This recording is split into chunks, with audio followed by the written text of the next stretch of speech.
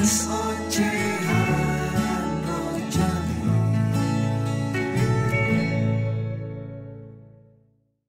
ini ditujukan kepada mereka yang peduli terhadap kesehatan mental.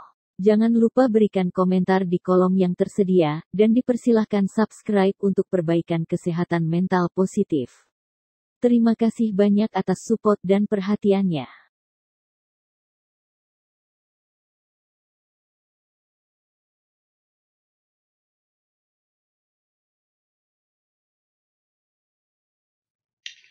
Halo, ketemu lagi dengan Rojali, orang biasa, bukan selebritis, bukan public figure, apalagi motivator. Hanya sekedar orang biasa, dengan pemikiran yang dangkal, yang banyak salahnya juga. Ya, bukan ahli-ahli lah. Bukan kayak orang-orang yang berbicara tentang data yang dibeberkan dan segalanya, bukan. Rojali hanya ngoceh tentang hal-hal biasa dalam keseharian. Teman-teman Rojali, beberapa episode dari Ocehan Rojali sebelumnya, banyak hal ketika Rojali ngoceh dan kesel terhadap adanya sebuah penjajahan penjajahan atas manusia dari pemberi kerja, terutama walaupun pada saat libur, pada saat off, di WA, di email disuruh untuk atau ditanyain atau diutak-utak. Apa diutak-utak itu ya? Pokoknya masalah pekerjaan lah diocehin terus gitu. Artinya apa? Artinya ini tidak tahu pada tempatnya. Nomor satu, Undang-Undang Ketenagakerjaan itu jelas mengungkapkan jam kerja karyawan di sana. Kalau masih ada atasan atau perusahaan yang masih mengganggu karyawannya di luar jam kerja, maka ini sebetulnya yang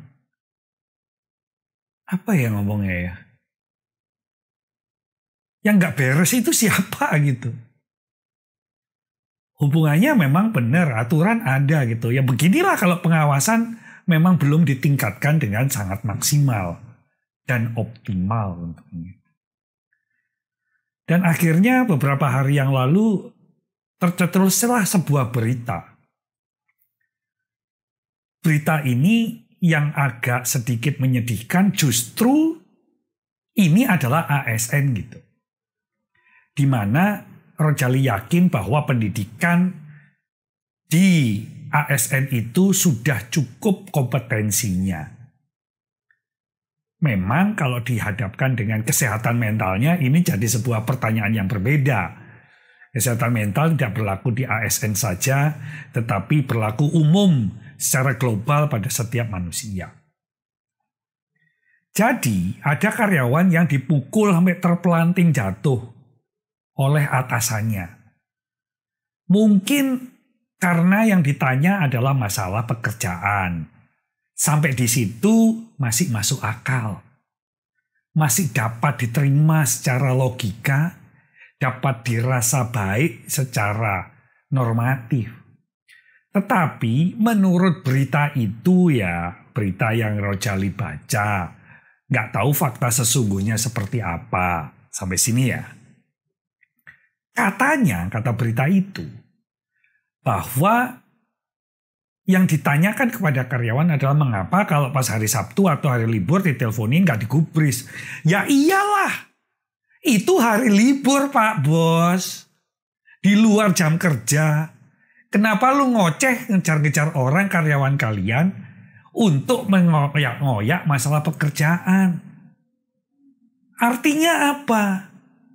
Kalau pada jam kerja pekerjaan tersebut belum terselesaikan, baik secara progres ataupun ketuntasan, maka gimana kamu sebagai atasan tidak mampu mengelola anak buahmu, tidak bisa mengelola timmu untuk mampu bekerja sesuai dengan jam kerja yang diberikan sebagai hak dan kewajibannya.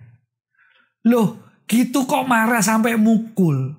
Artinya persoalan yang bukan persoalan pidana, ketika kamu pukul, maka menjadilah sebuah tindak penganiayaan alias pidana. Atasan macam apa itu? Untungnya dalam hal ini baik kementerian maupun direktorat bertindak cepat dan juga kepolisian juga mengatasi hal itu dengan baik. Tetapi intinya bukan di situ. Intinya adalah si atasan ini layak atau tidak jadi atasan. Dengan catatan ketika seorang atasan tidak mengindahkan undang-undang, dalam hal ini undang-undang ketenagakerjaan dan aturannya tentang jam kerja karyawan ya. Lalu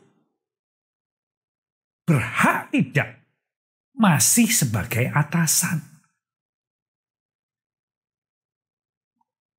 Tahu nggak sih bahwa ketika terjadi sesuatu yang harus lebih baik lagi, karyawan tidak semerta-merta dipukul. Emangnya lu apa? Algojo, preman, tukang pukul? Bukan. Bagaimana pola asuhmu dulu? Bagaimana pola asuh terhadap anakmu? Bagaimana perlakuanmu terhadap istrimu atau suamimu? Oke. Ingat ya, dalam membina anak buah itu, selain teguran secara lisan, memang ada yang namanya SP1, SP2, SP3. Tetapi juga nggak semerta-merta. Ada konseling, ada mentoring, ada coaching. Sebagai atasan sudah pernah di training belum sih masalah CMC, coaching, mentoring, and counseling? Jangan-jangan belum nih. Kok jadi atasan ya? Ampun dah. Ya. Mungkin hidup lu udah stres. Memang semua orang pasti stres. Apalagi yang lu pukul makin stres. Apa iya akibat tindakan itu yang mengakibatkan gangguan secara psikologis atau dalam kesehatan mental karyawan? Oke, gini. Kalau dalam sisi perusahaan atau organisasimu memiliki misi dan tujuan untuk diambil dan direbut, ditunaikan. Yakin nggak kalau karyawanmu kesehatan mentalnya tidak terjaga? Bisa nggak tercapai? Bisa nggak? Jadi teman-teman terjali. Ada kalanya kita harus kritis dan melawan secara normatif terhadap atasan yang tidak mengindahkan perundang-undangan, tidak mengindahkan norma-norma, apalagi kalau organisasinya sudah punya nilai-nilai yang harus dijunjung tinggi. Buat apa di training tentang nilai-nilai perusahaan, di training tentang nilai-nilai organisasi, tetapi kelakuannya sampai batuk jauh daripada nilai-nilai itu.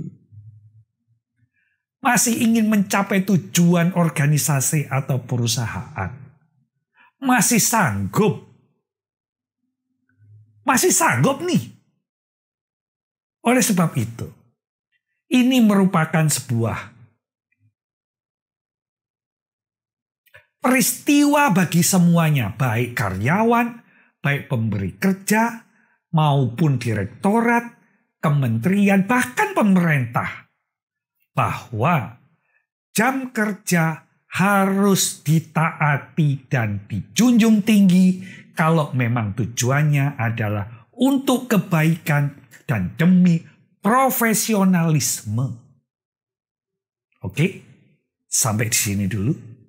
Maka, contohlah negara-negara lain, nggak hanya Eropa, bahkan di Asia, yang bahkan dalam perundang-undangan dengan jelas melarang perusahaan atau atasannya untuk menghubungi karyawannya di luar jam kerja.